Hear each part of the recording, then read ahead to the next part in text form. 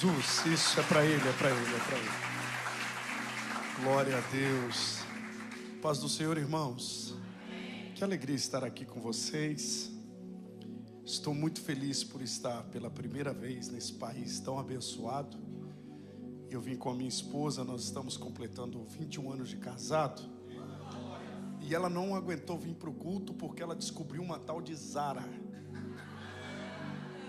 Ela descobriu e cansou. E eu descobri que fazer compras cansa, irmão. E ela falou: não, amor, não vou conseguir ir. Você pede perdão lá para o pastor. Falei: não, deixa comigo que eu peço, vai descansar. E ela ficou lá descansando e eu vim para cá para estar com vocês. E eu estou muito feliz, feliz mesmo. Obrigado, bispo, por me receber a essa casa, essa igreja que me recebe com muito carinho. Que Deus abençoe vocês grandemente. Tem alguém aqui que me acompanha nas redes sociais? Estou vendo gente aqui, pastor Anselmo que está ali, enfim, muitos amigos. Que Deus abençoe vocês aqui grandemente. Glória a Deus pela vida de vocês. Eu sempre digo que antes de ser pregador, eu sou escritor. E eu escrevo. Quem me acompanha nas redes sociais sabe disso. Meus devocionais têm alcançado muitas pessoas. Só no Instagram já são, em média, 40 milhões de pessoas alcançadas mensalmente. E Deus me deu a oportunidade de escrever alguns livros. E eu trouxe os meus 2 últimos livros. O que eu escrevi o ano passado, que tem o tema Coragem para Alcançar o Impossível. O ano passado eu preguei muito sobre a águia. E eu me identifico muito com a águia. Tanto que eu tenho até uma linha de transmissão lá nas redes sociais, que é o Clube das Águias. E eu amo a águia. Principalmente a profecia de Isaías. No capítulo de número 40, verso 31, que ele diz que os que esperam no Senhor renovarão as suas forças. Você já percebeu que esperar no Senhor não renova as nossas forças, mas mina as nossas forças? Mas Isaías está dizendo que esperar no Senhor renova. Por que ele diz que renova? Porque tem a ver com posicionamento. O posicionamento correto faz com que nós venhamos ter as forças renovadas esperando no Senhor. Se a espera se tornou desgastante, se a espera gerou estafa, é porque tem posicionamento errado. E esse livro eu falo muito sobre posicionamento. Já percebeu que quem tem promessa morre? Você já percebeu? Andaram dizendo que não, mas morre. Os cemitérios por aí afora estão lotados, repletos de restos mortais de pessoas que tinham muitas promessas da parte de Deus e não tomaram posse. Porque entre receber uma palavra profética e tomar posse da palavra profética existe uma distância muito grande. O que eu preciso fazer para tomar posse de todas as promessas de Deus? A palavra de Deus é um manual para isso. E Isaías diz que os que esperam no Senhor renovarão as suas forças, subirão com asas como de águia. Nós precisamos se posicionar da maneira correta. Coragem para alcançar o impossível. Como alcançar as promessas do Senhor? Esse livro já passei de 15 mil exemplares vendidos. Pela misericórdia do Senhor, tem abençoado muitas vidas. O outro livro, esse livro surgiu através de um trauma. Eu fui pregar em Feira de Santana, na Bahia. Tem baiano aqui? Eu fui pregar em Feira de Santana e eu fiquei preso num elevador. Eu estava indo ministrar. Eu viajo pelo Brasil há muitos anos pregando a palavra. E eu nunca tive problema com avião, amigo. Eu durmo tranquilo. Avião para mim é muito tranquilo. Às vezes está taxiando, eu já estou dormindo. Mas o elevador, para mim é traumático. E Deus me fez viver uma experiência terrível. O sistema, para você ter uma ideia, acabou a luz. O sistema de segurança do elevador não funcionou. Eu fiquei preso dentro de um fosso, sem sinal de celular. E me bateu um desespero. 40 longos minutos preso lá dentro. E eu lembro que eu forcei a porta e eu me vi preso entre 2 andares. Aquilo para mim foi terrível. Foi gerado, através desse trauma, uma síndrome do pânico. Então todo lugar que eu chegava para ministrar, eu pedia para ficar nos primeiros andares, Porque quando a gente vive uma experiência traumática, nós não queremos reviver aquela experiência. E a gente acha, nós acreditamos, a nossa mente faz a gente entender que a gente vai reviver isso. E eu subia com mala, 2, 3, 4 andares às vezes, porque não tinha vaga nos primeiros andares, eu tinha que subir. Até que eu falei, eu olhei para dentro de mim e disse, até quando eu vou ficar fugindo disso? Porque tudo aquilo que a gente não resolve, a gente carrega. Vou repetir. Tudo aquilo que a gente não resolve, a gente carrega. Um trauma não confrontado é um trauma carregado. Nós precisamos confrontar. E eu disse, não, eu vou levar para a cruz isso. E fui confrontar o trauma.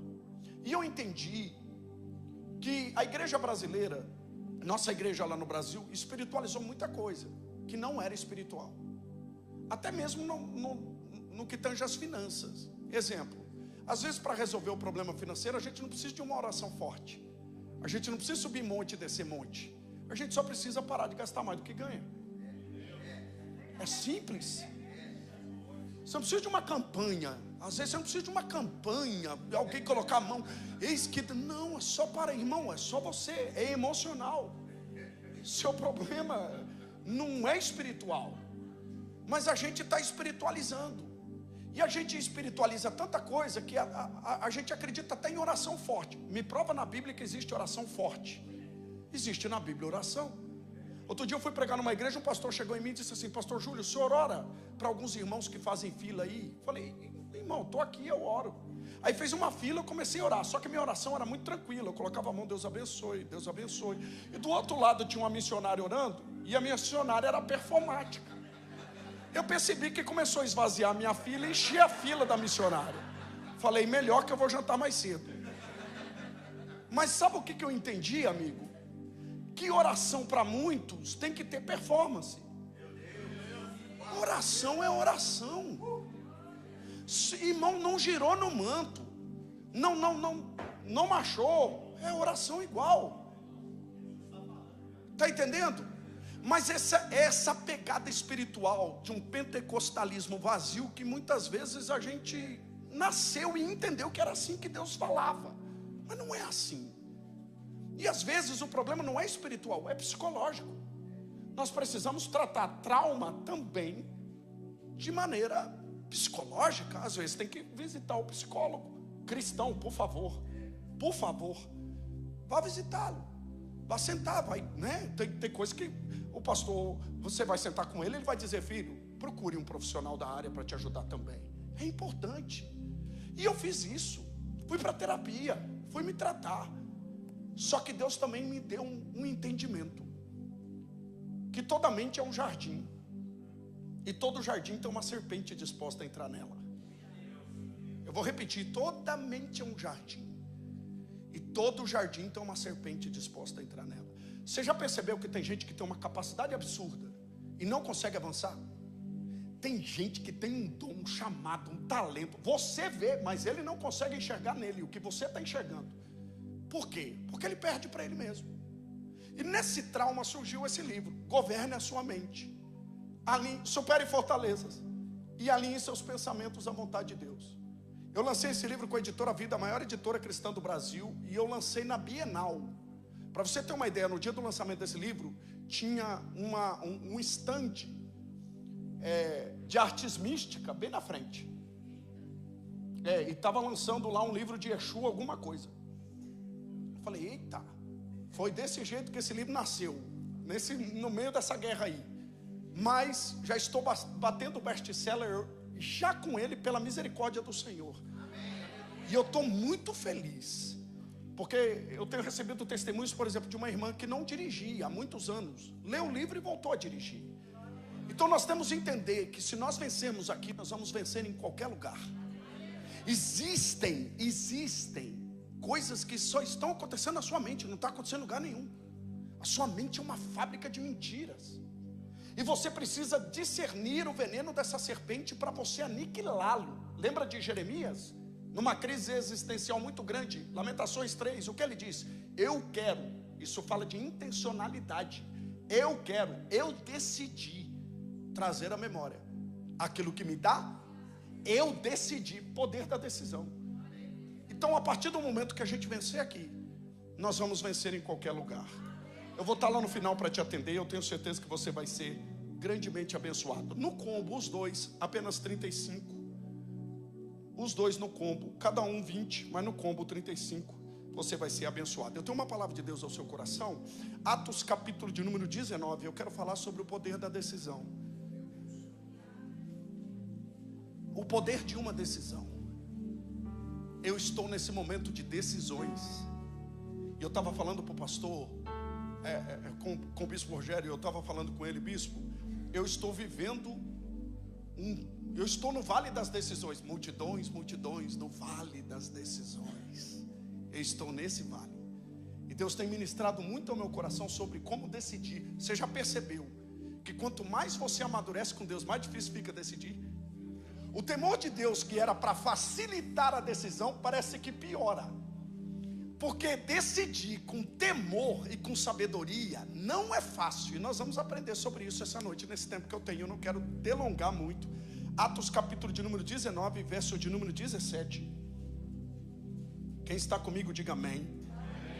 Atos dos Apóstolos, capítulo de número 19, o verso é o de número 17. Verso 18. E muitos dos que tinham crido vieram confessando e denunciando publicamente as suas próprias obras. Verso 19. Também muitos do que haviam praticado artes místicas, reunindo seus livros, queimaram diante de todos, calculando os seus preços. Achou-se que montava cerca de 50.000 denários, 50.000 peças de prata. Verso 20. Assim a palavra do Senhor crescia e prevalecia poderosamente. Tem um crescimento aqui. Olha o 21. E cumprindo estas coisas, Paulo resolveu no seu espírito ir para onde? Eu preciso que você repita comigo, diga comigo, ir para Jerusalém. Diga após mim, diga ir para Jerusalém. Paulo está indo para onde? Ele decidiu ir para Jerusalém, passando pela Macedônia e Acaia, considerando depois de haver estado ali, importa-me ver também Roma. Eu gosto como Paulo se movimentava. Eu gosto de ver esse cuidado de Paulo em se movimentar. Paulo está caminhando em algo que o próprio Jesus havia dito. Paulo não andou com Jesus, mas ele recebeu testificação, muita testificação acerca de Jesus. E sobre Jerusalém tinha muitas palavras proféticas. Ficai em Jerusalém até que do alto sejais revestidos de poder, e ser-me-eis testemunhas tanto em Jerusalém, Judeia, Samaria, aos confins da terra. Jerusalém é o palco onde tudo estava acontecendo. Apesar das perseguições que havia acontecido, até mesmo por ele, fez parte daquela quadrilha, se é que posso dizer assim, daquele conluio que perseguiu muito a igreja em Jerusalém. Ele carregou as vestes de Estevão enquanto Estevão estava sendo apedrejado. Ele participou muito daquela perseguição. Só que agora ele tem um sentimento de dívida. E o desejo dele é ir para Jerusalém. Ele decide no espírito. E ele está em Éfeso. Nesse momento que ele está em Éfeso, Éfeso está vivendo um crescimento do evangelho muito grande. Deus está confirmando o ministério dele. Ele está em ascensão. Para você ter uma ideia, o templo de Diana estava sendo enfraquecido pelo evangelho que Paulo pregava. As pessoas estavam trazendo livros das artes místicas, e trazendo e queimando em praça pública. Só que tudo aquilo que gera crescimento também gera perseguição. Um ourives chamado Demétrio se levantou contra Paulo. Muitos aqui conhecem a história, a grande maioria conhece a história. Ele se levanta contra Paulo e ele se vê prejudicado. Ele era um grande artesão, um ourives, e ele vê o seu trabalho sendo prejudicado pelo evangelho que Paulo pregava. E ele se levanta contra Paulo. O desejo dele é, de certa forma, expulsar Paulo de Éfeso. Ele quer que Paulo saia dali. Só que Deus levanta Deus levanta um desconhecido que articula a defesa de Paulo e protege Paulo até mesmo em praça pública. Um escrivão da cidade de Éfeso se levanta para proteger Paulo. E no meio desse levante, dessa perseguição, Paulo decide: eu preciso ir para Jerusalém. Eu preciso estar em Jerusalém. Ele decide no espírito. O que mexe comigo aqui é que, cumprindo todas essas coisas, ou seja, em meio ao crescimento, ele decide ir, ele decide avançar. Porque o crescimento, nós decidimos quando tudo está dando errado, é desafiador. Mas decidir quando existe situações que estão cooperando ou está dando tudo certo, também é desafiador. Porque toda decisão com Deus nos leva à renúncia. Decidir leva à renúncia. Andar com Deus tem mais a ver com aquilo que fica para trás do que aquilo que ainda vai ser conquistado. Deus nos vê e nos conhece pelas renúncias. Falaremos um pouco sobre isso adiante. Paulo coloca no seu espírito, deposita no seu espírito: eu vou para Jerusalém, eu preciso estar em Jerusalém. Ele decide, o levante acontece. Foi ele decidir: vou para Jerusalém, Demétrio se levanta. E ele começa agora a enfrentar uma perseguição. Só que toda decisão requer convicção. Não tem como decidir de maneira dúbia. A decisão em caminhar na direção de Deus requer convicção. E Paulo, ele está convicto: eu vou para Jerusalém. Agora leia esse texto comigo, Atos capítulo de número 20, verso de número 16. Nós vamos caminhar um pouquinho na Bíblia hoje. Eu tenho certeza que essa mensagem vai falar ao seu coração. Atos capítulo de número 20, verso 16.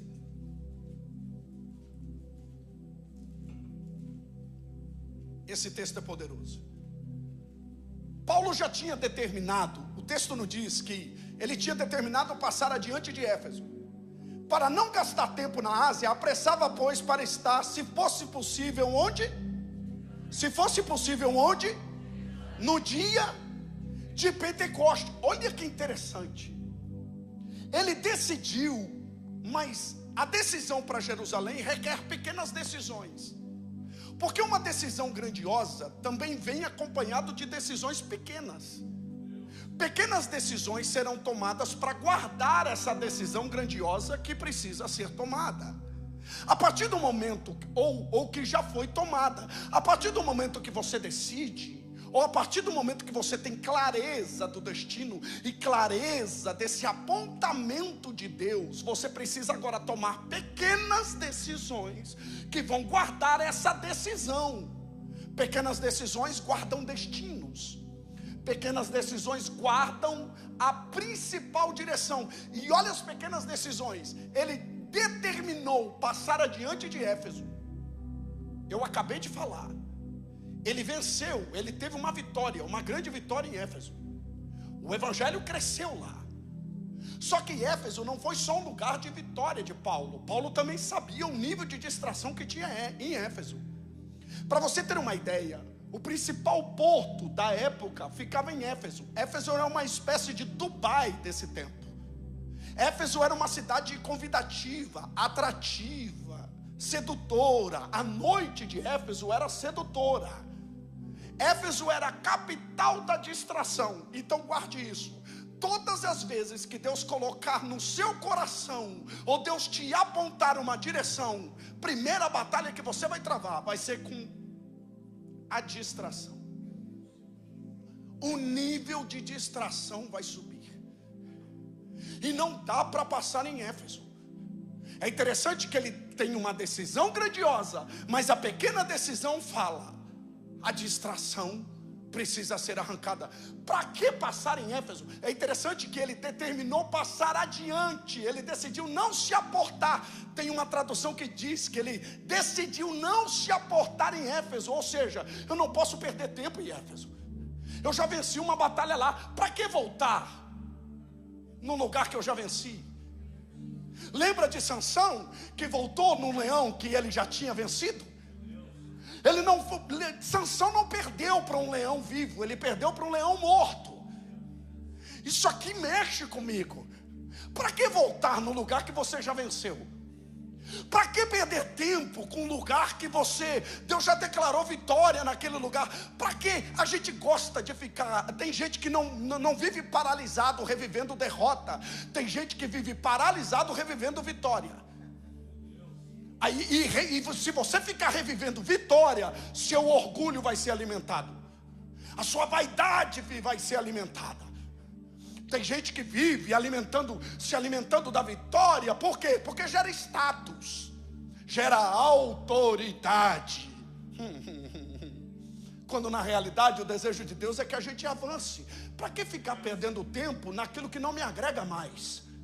Paulo tinha tanta convicção que ele decidiu, olha o poder da decisão: eu vou passar ao largo, eu vou passar adiante. Não dá perder tempo. Olha aqui para mim, para de perder tempo com aquilo que não te agrega em nada.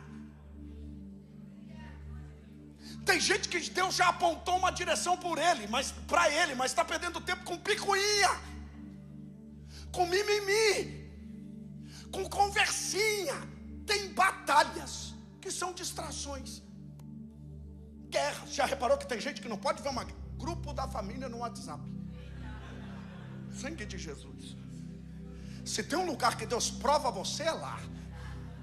Seu domínio próprio, sua temperança, fruto do Espírito. Aí você está cheio de Deus. Você ouviu o pastor, você ouviu o bispo aqui no domingo, segunda-feira você está cheio de Deus. Você fez seu devocional, aí vem aquela sua cunhada atribulada e solta uma indireta para você no WhatsApp. Você sabe que não foi, que foi para você, mas você está cheio de Deus. Você está blindando o coração da ofensa. Você se mantém lá fiel. Você diz: não, isso aqui não foi para mim. Não, Deus, não vou perder minha comunhão. Aí vem o seu outro cunhado abençoado no privado e diz assim: eu acho que foi para você. Você fala: sai, Satanás, nada vai tirar minha comunhão. Ei, tem guerra que a gente ganha fugindo da guerra. Tem guerra que a gente ganha. Sabe o que é mais lindo em Davi? Não é ele matando Golias, é ele fugindo de Saul. Porque tem batalha que Deus vai dizer para você: luta. Agora tem batalha que Deus vai dizer: guarda a espada. Guarda, que essa batalha eu vou lutar por você. Você está querendo que Deus lute uma batalha que você está lutando. Deus está dizendo para você: guarda a espada. Eu luto essa batalha por você. Tem alguém comigo nessa mensagem? Aleluia, aleluia. Não deixe o veneno da ofensa te paralisar. O homem mais poderoso da terra é aquele que não se permite ficar ofendido. Tem gente perdida. Essa é a geração mais perdida pelo veneno da ofensa. Qualquer coisinha, irmão, aqui em Portugal não tem, mas no Brasil é muito dodói. Qualquer coisinha doeu nela. A sua reação diz mais sobre você do que sobre quem está te atacando. Por que Jesus chamou Judas de amigo? Porque não importa o que Judas traz, importa o que eu carrego. Não importa o que o outro está trazendo. Jacó, quando foi pedir perdão para Esaú, ele levou presentes. Não importa se Esaú está armado até os dentes, importa o que eu estou levando. Não é sobre o que o outro carrega. Pastor, não vou pedir perdão porque eu não sei se ela vai me perdoar. Não importa se ela vai ou não. O que importa é a sua atitude diante de Deus. Pastor, não me perdoou. Irmão, bate os pés. Se você não foi bem recebido, bate os pés, deixa o pó subir, deixa a poeira subir, vai embora. Mas você fez a sua parte. Agora tem gente que é muito ofendida, muito dodó. É o alecrim dourado. Aqui não tem. É o alecrim dourado. Tudo é com ele, tudo é com ela. E qualquer coisinha, irmão. Eu gosto de crente maduro. E o céu ama os filhos maduros. Existem bênçãos que Deus só libera para filhos maduros. Outro dia eu estou pregando numa igreja, num domingo pela manhã, E tá aquele mover. E tem uma jovem, eu já falei isso em algumas ministrações minhas. Aí tem uma jovem atrás do retorno dizendo: pastor, ô pastor. E na hora, irmão, aquele poder caindo na igreja. E elas e os jovens aqui na frente, e ela assim, atrás do retorno. Eu baixei o microfone e falei: o que foi, filha? Ela: eu preciso me confessar. Eu falei: eu sou padre. Na hora do culto. Eu lá sou padre, eu não preciso me confessar. Falei: então coloca para fora.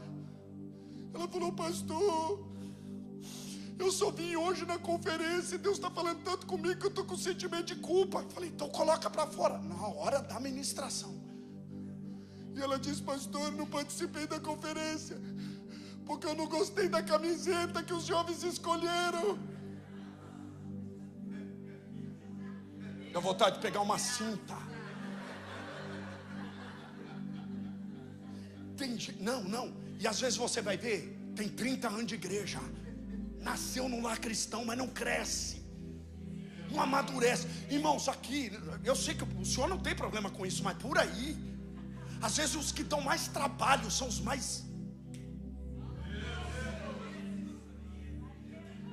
Deus está falando. Aí depois vem: não, pastor, eu tenho 30 anos de evangelho. Irmão, eu sou filho de pastor, nasci num lar cristão. Só que às vezes eu era convencido, não era convertido. E se tempo de casa fosse importante, o irmão do pródigo tinha participado da festa, porque ele quis peitar o pai. Eu te sirvo há tantos anos. E o pai olhou e disse: mas você não entendeu a importância da festa. Você não entendeu a importância do seu irmão que chegou. Irmão, não estou menosprezando você que está há 20, 30 anos de igreja. Já reparou que tem gente que aceitou Jesus ontem, está num nível. Porque às vezes, para andar na direção de Deus, a gente precisa de pureza. Eu vou repetir: para se movimentar na presença de Deus, a gente precisa voltar a ser puros. Precisamos de uma pureza. Precisamos voltar a ser sensíveis. A pureza tem a ver com sensibilidade. Não, a gente é muito irredutível. Não tem que ser do meu jeito. E Deus está dizendo: sai da distração, sai da picuinha, sai da fofoquinha, sai da conversinha. É igual Paulo deixando o que para trás fica. Eu avanço para o que está diante de mim, prossigo para o alvo, pelo prêmio da soberana vocação de Deus em Cristo Jesus. Se tem alguém que pode dar um brado, se Deus falou contigo, dá um brado de vitória ao Senhor. Aleluia. Olha a expressão: não queria. Ele se apressava. Por quê? Porque ele não queria gastar tempo. E olha aqui, você que está aqui nessa terra, não dá para perder tempo mais. Não dá mais para gastar tempo. Já reparou que um amadurecimento faz você remir o seu tempo? A sabedoria faz a gente remir o tempo. Não tenho tempo. Tem gente que está perdendo tempo com coisas que um dia você perdeu. Aí você olha e diz assim: eu já fui dessas, filha. Aí você olha para você e vê o quanto você evoluiu. E Deus permite a alguns imaturos encostar na gente, para a gente olhar e dizer: Deus está trabalhando em mim. Levanta a mão para receber isso. Eu profetizo amadurecimento e sabedoria sobre você. Aleluia. Se alguém precisa de sabedoria, a fonte da sabedoria, o Pai Todo-Poderoso, o Eterno, está aqui. Verte sabedoria, derrama sabedoria sobre você essa noite. Se você recebe, glorifica o nome do Senhor. Aleluia. Aleluia. Aleluia. Não dá para perder tempo. Diga comigo: se apressa. Não perca tempo com aquilo que Deus tem pressa. Se apressa. Atos capítulo de número 20, verso de número 22. Paulo está indo para onde? Me ajuda. Paulo está indo para onde? Atos 20, 22. E agora eis que, ligado eu pelo Espírito, vou para onde? Não sabendo o que vai me acontecer. É interessante que ele está ligado em quê? Por que você acha que você tem que sempre ter clareza daquilo Por que a gente acredita que o fato de Deus ter nos dado uma direção, tudo vai ficar claro? É sério que você quer que Deus desça e te explique tudinho? O camarada está na direção de Deus, está convicto, ele vai para Jerusalém, ele está ligado onde? E não tem clareza do que vai acontecer. E você está esperando que Deus desça. Caminhar na direção de Deus é compreender que geralmente a gente não vai ter certeza de nada, mas a gente fica, enquanto Deus não me esclarecer, você nunca vai se movimentar. Olha como que a gente pensa que deveria ser. Vou pegar um personagem aqui, Maria. Como deveria ser na nossa ótica a mensagem para Maria? O Gabriel desce, imagina Gabriel no cosmos, descendo, rompendo o cosmos, as galáxias, rompendo com uma mensagem poderosa. De repente ele chega na frente de Maria. Maria está lá passando um café, enxoval pronto para casar. Eu sou dessa época do enxoval. Enxoval pronto para casar, tudo certinho. De repente chega o Gabriel, o anjo mensageiro do céu. Olha para ela e diz assim, na nossa ótica: Maria, vim te trazer um problema. Maria olha e diz: quem é você? Eu sou Gabriel e venho com uma mensagem da parte de Deus para você. Qual é o maior rei de Israel? Davi. Pois é, você vai gerar alguém que é maior do que ele. O trono dele vai ser, não vai, o trono dele, o chamado dele vai ser grande, não vai ter fim. O que você vai gerar é grandioso, é poderoso, Maria. Só que tem um porém. O Zé vai ter dificuldade de entender isso aí. Mas fica tranquila que eu vou falar com o Zé. Eu alinho vocês dois. Você vai ficar grávida do Espírito Santo e não é do Zé. E o Zé vai ter dificuldade, mas eu vou convencer ele. Quando você estiver grávida, com aquele barrigão lindo, você vai sentir dores. Na hora de gerar, vocês vão procurar lugares na estalagem e não vão achar. O que vai restar é um coxo, uma manjedoura, animais. É lá que você vai gerar. Quando os pastores, gente de longe, vai vir trazer presentes, vai vir celebrar o nascimento dele. Só que Herodes vai descobrir que esse menino nasceu. E ele vai caçar esse menino. Eu vou ter que esconder vocês uma temporada no Egito. Mas fique tranquila, é só uma estação, Maria. Eu trago vocês de volta. Esse menino vai voltar já adolescente. Um dia ele vai para o templo. E os grandes mestres vão sentar para ouvi-lo. Você vai entrar em crise quando vê ele ensinando os doutores. Primeiro casamento que ele vai participar, ele vai fazer um milagre sobrenatural, porque ele vai ter poderes sobrenaturais. Só que nesse casamento ele vai te confrontar. Que tem um eu contigo, mulher. Ele não vai te chamar de mãe, ele vai te chamar de mulher. Ele vai ter tempo para todo mundo, não vai ter tempo para você. Você vai desfrutar muito pouco da paternidade, da maternidade com ele, porque o chamado dele não tem a ver com você. Topa o desafio, Maria? O que ela diria? Tô fora. Por que Deus não esclarece? Deus aponta destino, mas não esclarece a jornada. Por que, pastor Júlio? Porque se ele esclarecer a jornada, você não se movimenta. E um movimento que Deus quer gerar em você é através da fé. Deus não quer que você se movimente na força do seu braço. Deus não quer que você se movimente confiando em quem te prometeu alguma coisa. Deus não quer que você se movimente porque alguém disse que vai abrir uma porta para você, ou porque alguém, não. Deus quer que você se movimente dependendo dele, vivendo por ele e para ele. Aleluia. Como é a mensagem do anjo, pastor Júlio? Salve agraciada, o Senhor é contigo. Bendita mulher, ei Maria, você é bendita, aleluia, você é bem-aventurada entre as mulheres. Por que a mensagem é essa? Porque andar na direção de Deus não é peso, é dádiva, é privilégio. Deus não esclarece o processo, Deus aponta o destino. Sai. Chamado de Deus tem a ver com movimentação geográfica. Deus vai movimentar a sua geografia. Já movimentou. Deus movimenta.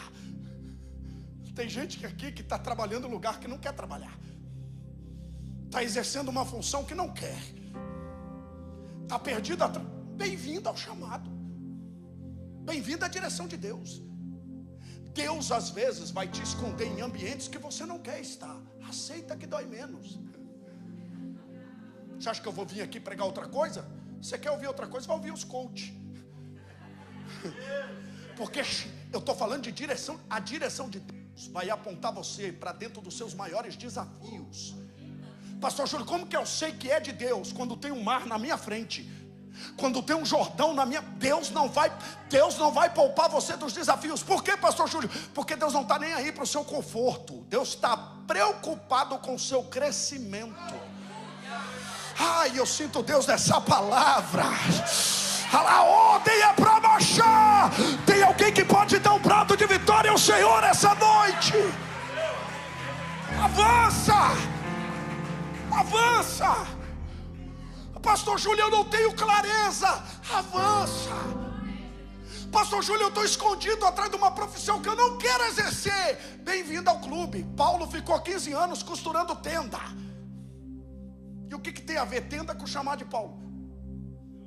Você imagina Moisés? Quantas vezes Moisés fez esse movimento na direção de Deus e ele nem sabia? Porque às vezes a gente está caminhando na direção de Deus e a gente nem sabe. 40 anos no deserto. Quantas vezes Moisés não sentou numa pedra, com as ovelhas ali, colocou o cajado de lado e se perguntou: o que eu estou fazendo aqui? Moisés dominava a ciência da terra. Ele foi treinado para ser príncipe. Ele foi treinado para ser, como príncipe, ele foi treinado para ser faraó. Teve os melhores professores. Moisés conhecia os labirintos. Ele conhecia cada palmo, cada centímetro, cada canto do principal palácio do mundo. Teve os melhores professores. Moisés falava vários idiomas. Quantas vezes ele sentou e disse: o que eu estou fazendo cuidando de ovelhas? Quantas vezes você olhou e disse: você já se pegou fazendo algo que você sabe que você tem mais capacidade para fazer outra coisa do que aquilo que você está fazendo? Parabéns, você está na direção de Deus. Já se pegou fazendo algo que não conecta? A segunda-feira, o trabalho é terrível, não conecta. Parabéns, você está na direção de Deus. Porque a direção de Deus vai fazer você caminhar por caminhos que não faz sentido. Não faz sentido. Não fecha, a conta não fecha. A direção de Deus sempre vai apontar para um caminho ilógico. Simão Pedro é acostumado a lançar a rede à noite. Aí vem Jesus e diz: lança a rede. Onde? Durante o dia. Não faz sentido. Não fecha. Pastor Júlio, como que eu sei que é de Deus? Quando Deus desafia a lógica. Quando Deus te coloca em lugares que... Para de brigar com Deus. Eita, que é de Deus. Para de brigar com Deus. Eu sempre digo, é melhor ser sarça no deserto e queimar por um propósito, do que ser figueira em Jerusalém, terra próspera, favorece, mas não gera fruto. Aleluia. Não é sobre o ambiente, aleluia, é sobre a vontade de Deus. Se Deus te colocou no lugar, aleluia, não importa o ambiente, a geografia, importa quem me colocou lá. Se foi Deus que te colocou aí, é aí que você vai florescer. Levanta a mão para receber. Se foi Deus, se você tem certeza, pastor, foi Deus que me colocou aqui, fica tranquilo que você vai prosperar nesse lugar. Isaac não queria ficar em Gerar. Deus disse: fica nessa terra, habita nela, que eu vou fazer você prosperar no lugar que eu te plantei. Receba essa palavra no seu espírito e dê um prato de vitória ao Senhor. Aleluia. Deixa eu caminhar. Olha o verso 23, coloca o 23 para mim. Olha o verso 23. Se não, que o Espírito Santo de cidade em cidade me revela, dizendo que me esperam prisões e tribulações. Vamos pensar os dois textos. Volta no texto anterior, por favor.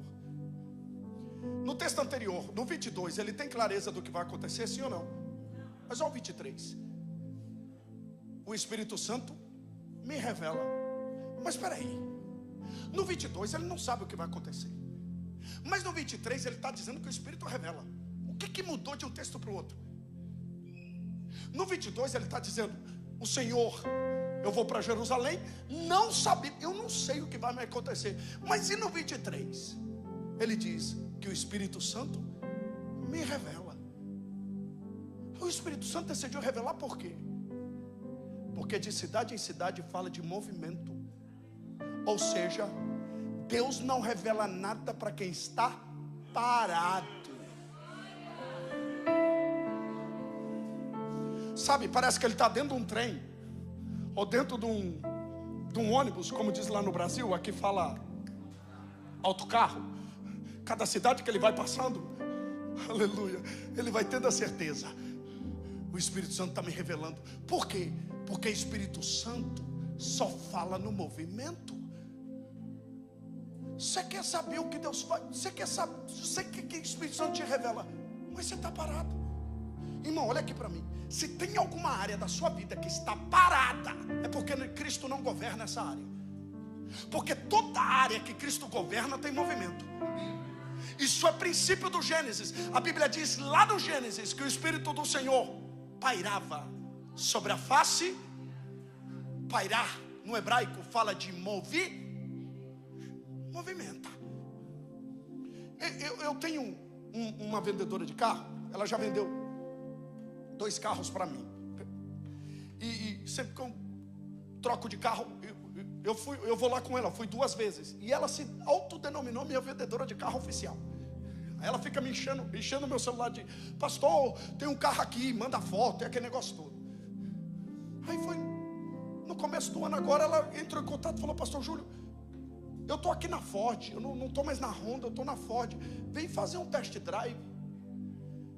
Falei: filha, test drive do quê? Não, a Ford lançou o Ford Territory. Falei: eita, que isso é carro de pastor. Aí eu disse assim: e o que eu preciso? Não, o senhor só vem aqui, eu vou deixar ele uns 2, 3 dias com o senhor. Estou aí. Pergunta se eu tinha dinheiro. O que eu fui fazer? Pisar na terra. Porque toda a terra prometida foi feita para ser pisada antes de ser conquistada. Você quer que Deus abra a porta, mas você nem vai lá pisar na terra. O corretor te liga: não, irmão, o problema não é o que Deus pode fazer, é a sua fé que é pequena. Vai pisar. O problema é que a gente vem para o culto e quer que Deus, a gente fica: Senhor, abre a porta, e Deus está dizendo: a chave está na sua mão, acessa.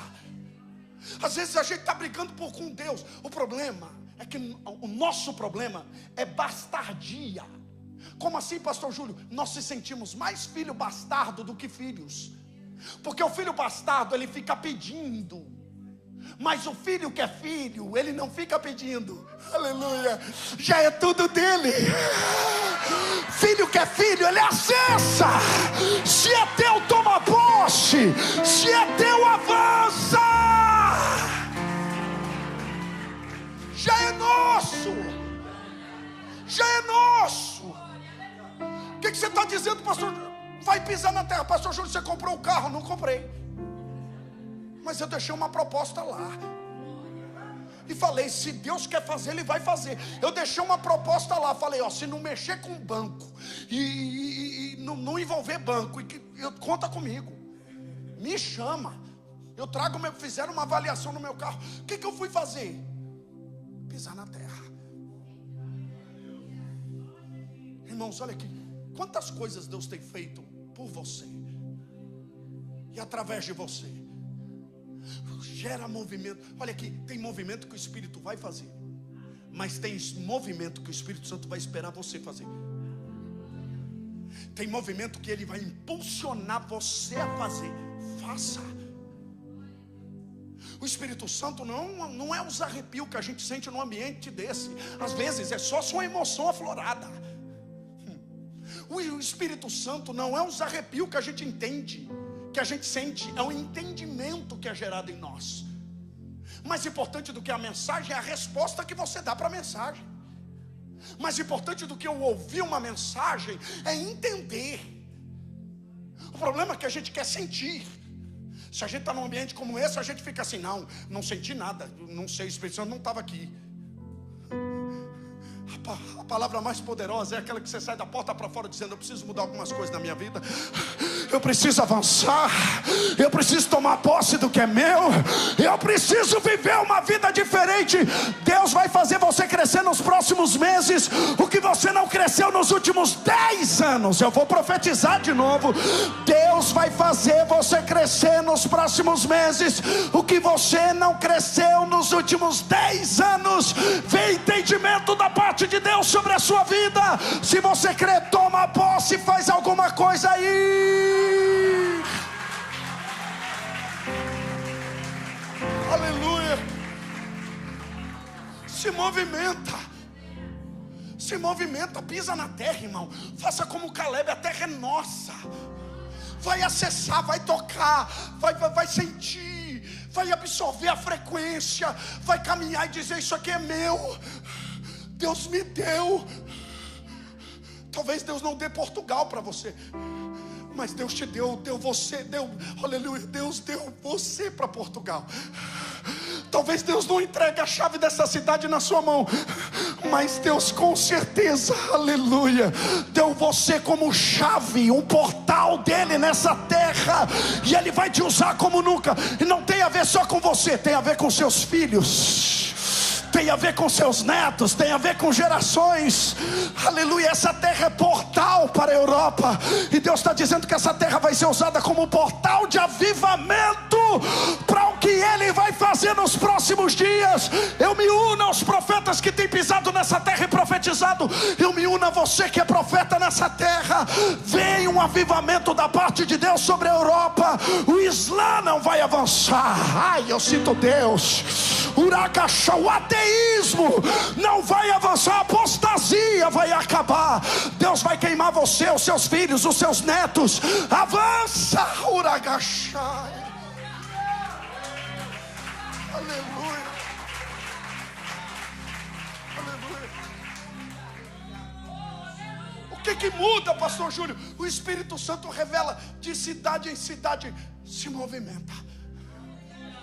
Porque direção de Deus não se descobre antes da caminhada, se descobre na caminhada.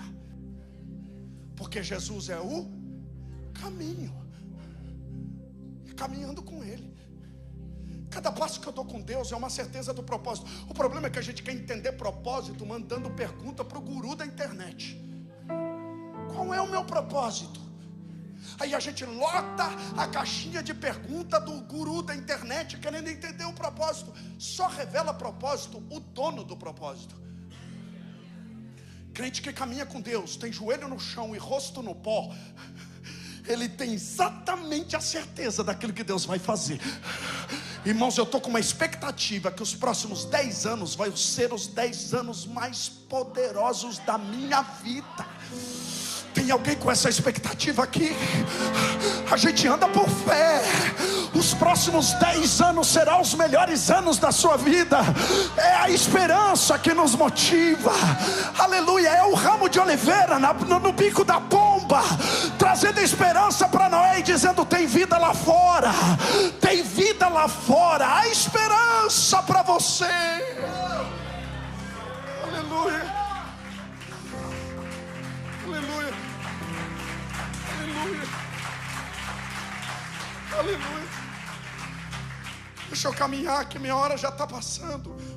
Vou vontade de pregar até meia-noite para vocês aqui hoje, mas eu preciso encerrar, que você tem que trabalhar amanhã. Meu Deus. Abra sua Bíblia para mim fechar Atos 21, verso 10. Atos 21 e 8.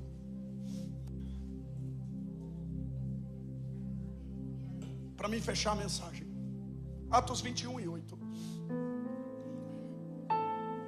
No dia seguinte, Partindo dali, Paulo e nós, com ele, estávamos chegando a Cesareia. E entrando em casa de Filipe, o evangelista, que era um dos 7, ficamos com ele. Eles foram para a casa de Filipe. Olha o 10. Tinha esse 9. Tinha esse 4 filhas donzelas, 4 filhas virgens que... Irmão, olha o nível da casa de Filipe. O camarada tem 4 filhas. Pureza, donzelas, virgindade. Na Bíblia fala de pureza. O camarada tem 4. Imagina a mesa com essas meninas. Imagina você tomar o café da manhã com essas meninas. Irmão, a casa de Filipe era um portal do céu. Era revelação, profecia. 4. O camarada não tem uma profeta. Ele tem profetiza, ele tem 4. Isso aqui é um absurdo. Olha o 10, caminha comigo na Bíblia. E demorando-nos ali. Você percebeu que na Ásia ele estava com pressa? Mas aqui ele demora. Qual que é a diferença, pastor Júlio? Da distração ele tem pressa, ele foge. Mas na casa profética, se Deus está na casa, você acha que eu estou com pressa de ir embora?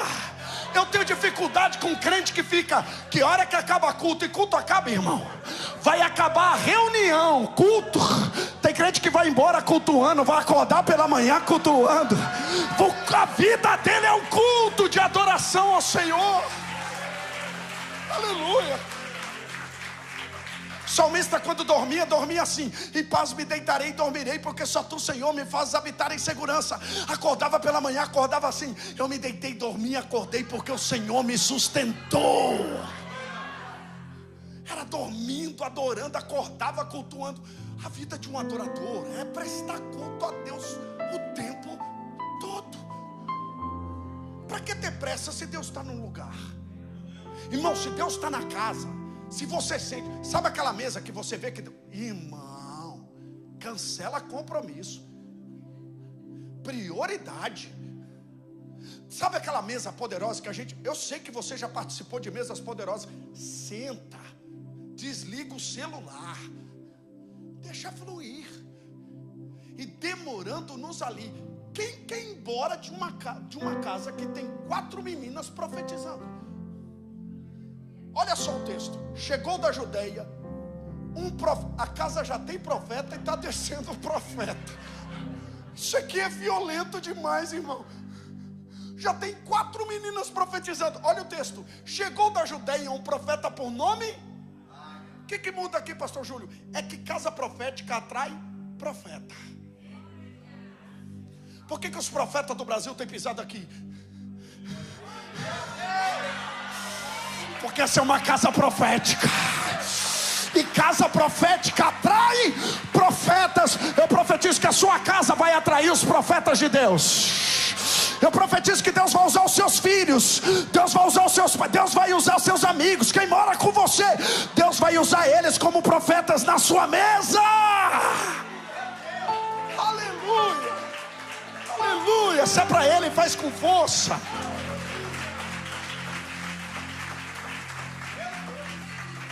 Se Paulo tivesse com pressa, ele tinha perdido a chegada de Ágabo.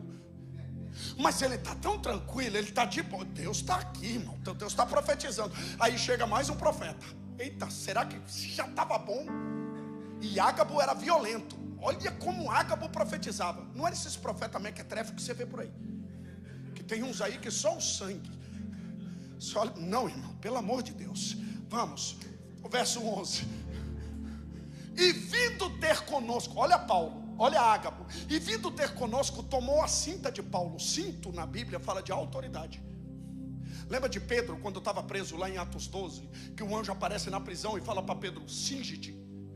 O que o anjo estava dizendo? Retome sua autoridade. Para sair da prisão você vai precisar de autoridade. Cinto.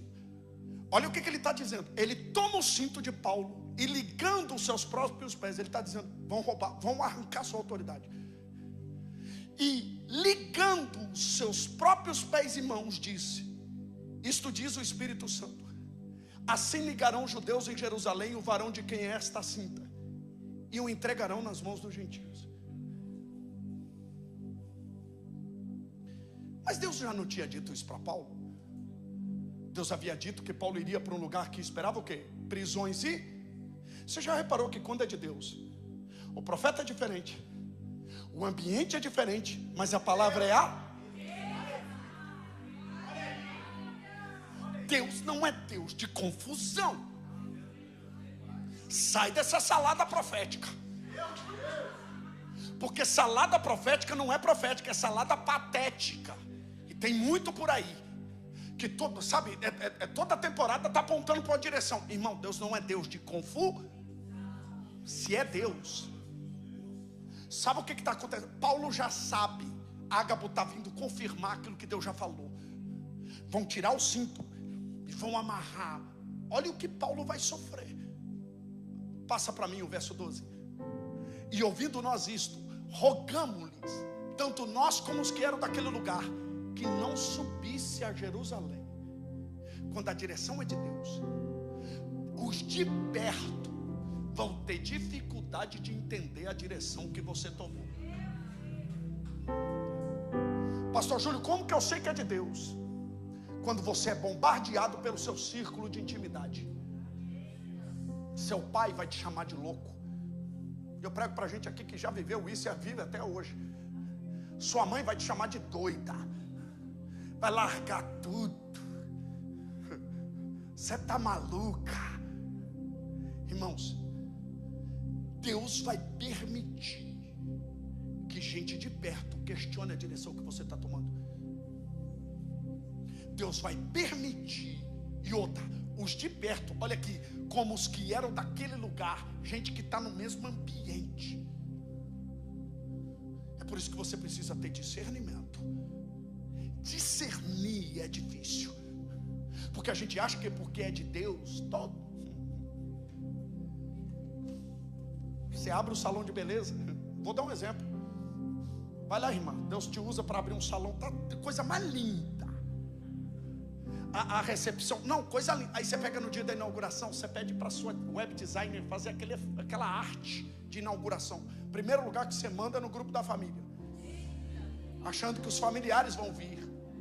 Ó dedinho, não vem. Quando é de Deus, os de perto têm dificuldade de celebrar. Sabe por quê? Porque a intimidade rouba a honra. A intimidade rouba a honra. Todos, ei, não adianta, eu não vou romantizar. Tem familiar que é tóxico.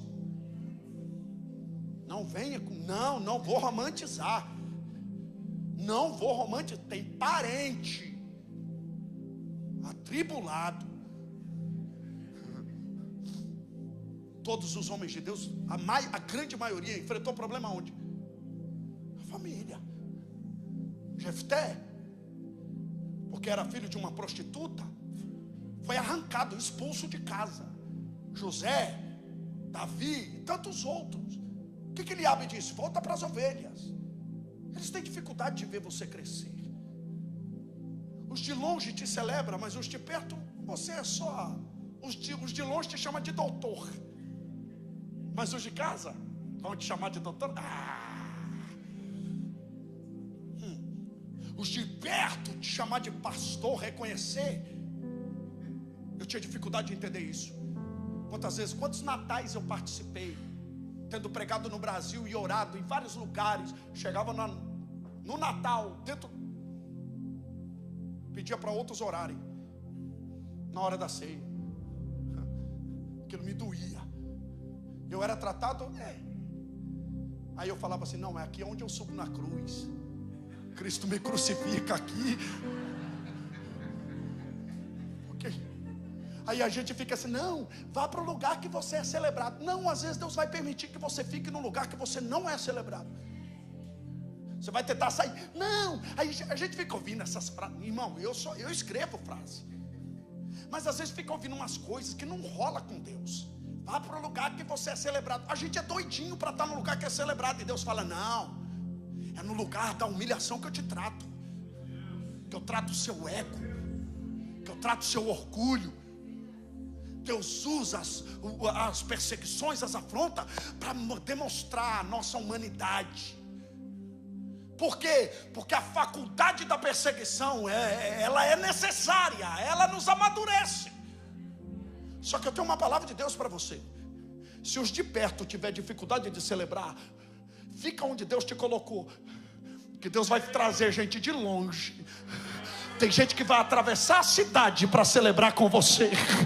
Tem gente que vai, não. Aleluia, se Jerusalém, se Nazaré não celebrar com você, Deus vai levantar a Judeia, Deus vai levantar a Galileia, Deus vai levantar a casa de Lázaro para te acolher. Mas você vai fazer igual a mulher da dracma perdida. Chama as amigas e as vizinhas. Se as amigas não vier, vem as vizinhas. Se as vizinhas não vier, vem as amigas. Mas sem celebrar eu não fico.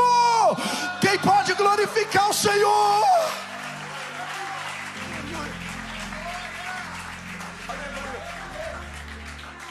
Olha o que Paulo diz, verso de número 13, para fechar a mensagem. Mas Paulo respondeu, disse: que fazei vós chorando e magoando o meu coração?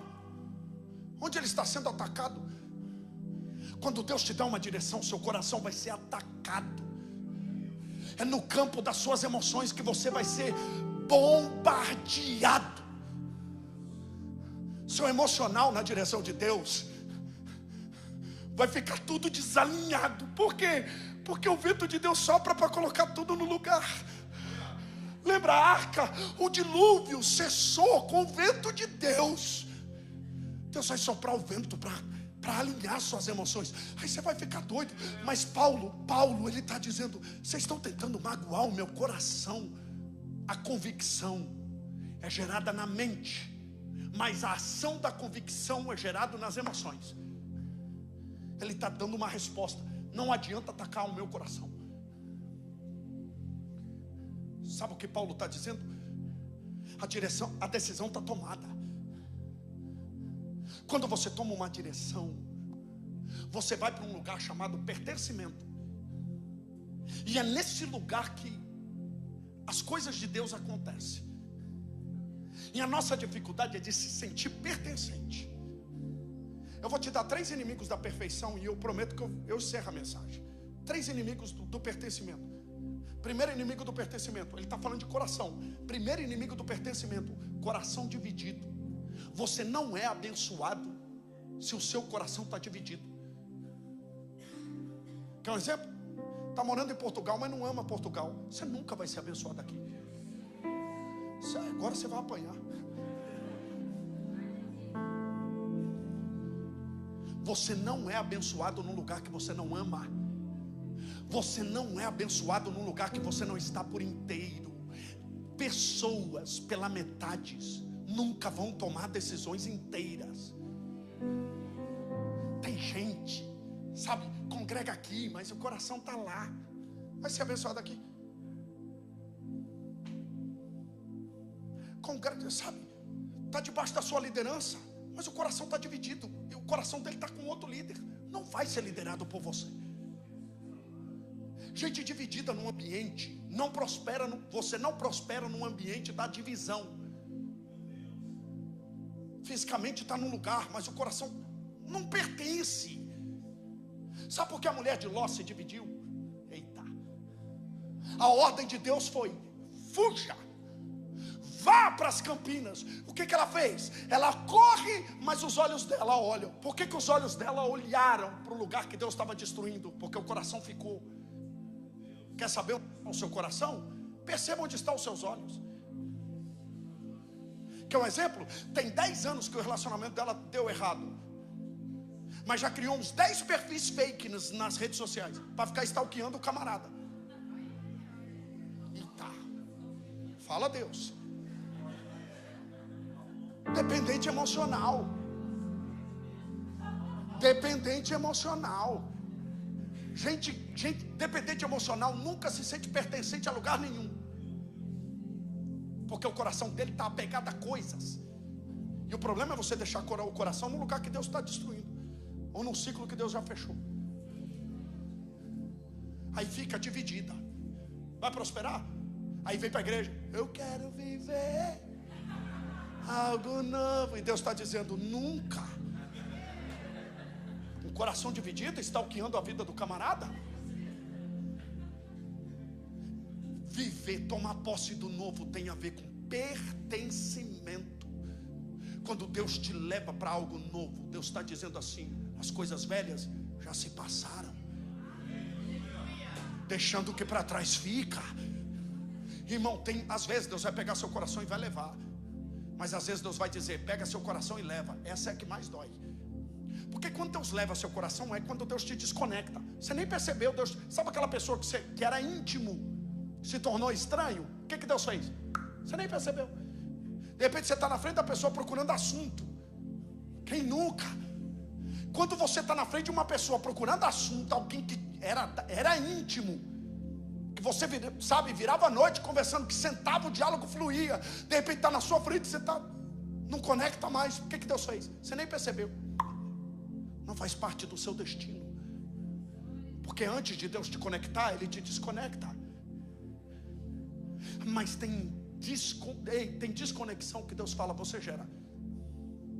Pega seu coração e leva. Você vai pegar o celular, vai ligar para a mamãe.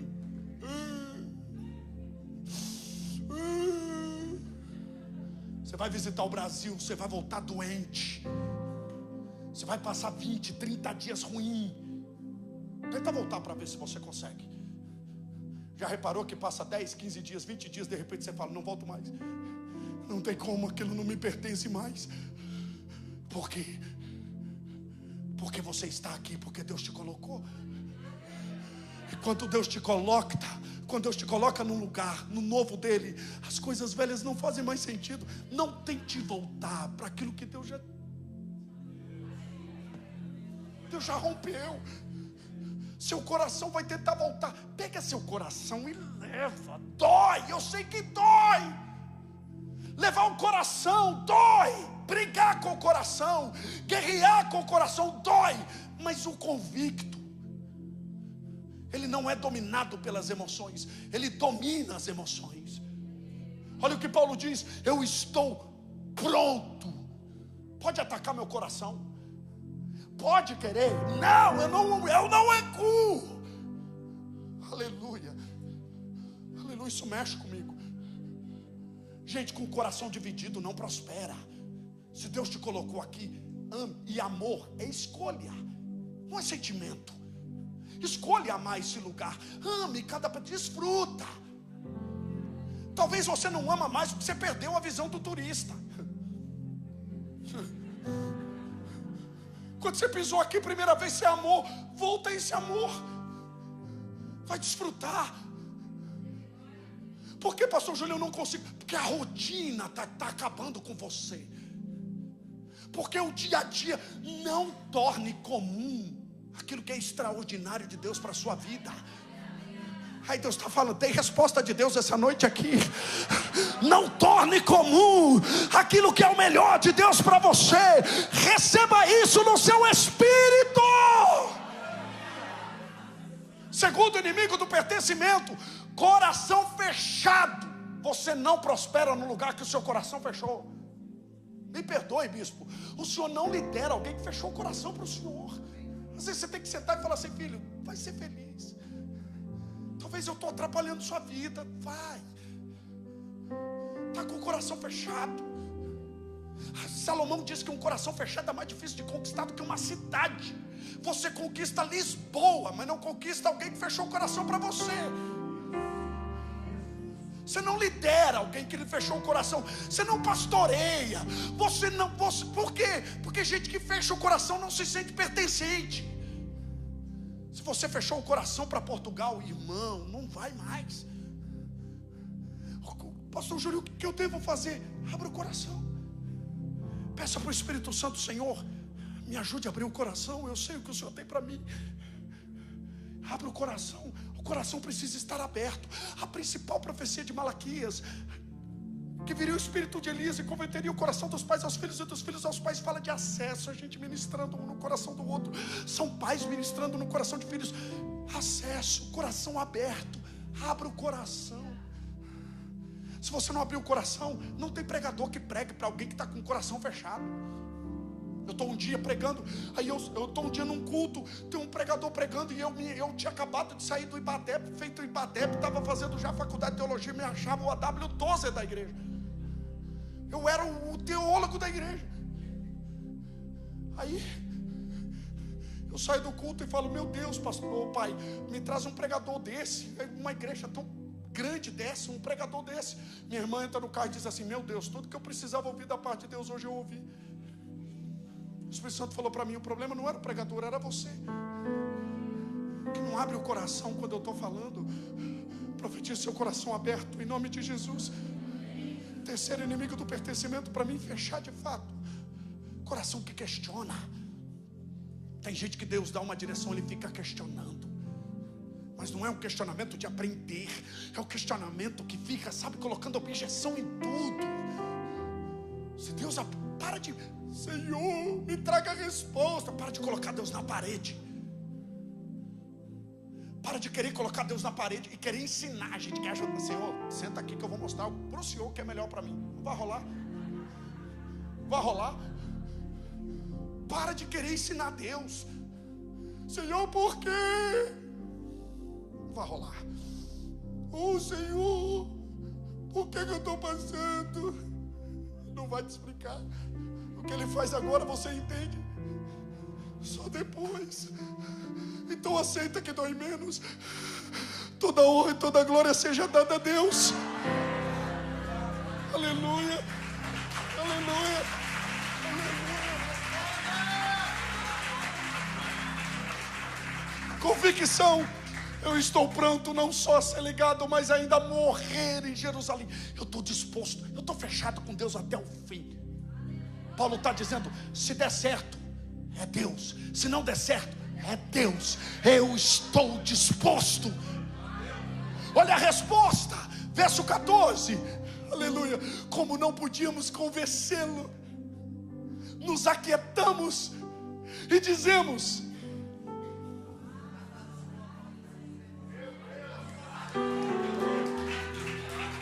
fique em pé dando brado de vitória ao Senhor. Faça a vontade do Senhor. Tem gente que vai olhar para você e vai dizer, já que você está convicta, que a vontade do Senhor seja feita na sua vida. Já que você está convicto, que a vontade do Senhor seja feita na sua vida. Feche os seus olhos. Senhor, enche os teus filhos com sabedoria, com intrepidez. Guarda o coração deles. Que essa mensagem fique queimando o coração dos teus filhos. Que eles possam, Senhor, ter certeza e clareza da direção que o Senhor deu a eles. Eu os abençoo em nome do teu Filho Jesus e declaro eles, Senhor, prontos para viver o teu melhor. Prontos a viver o melhor que o Senhor tem preparado para eles. Eu declaro as tuas mãos estendidas sobre os teus filhos. Aleluia, aleluia. Quem recebe glorifica o Senhor e aplaude o nome do Senhor Jesus.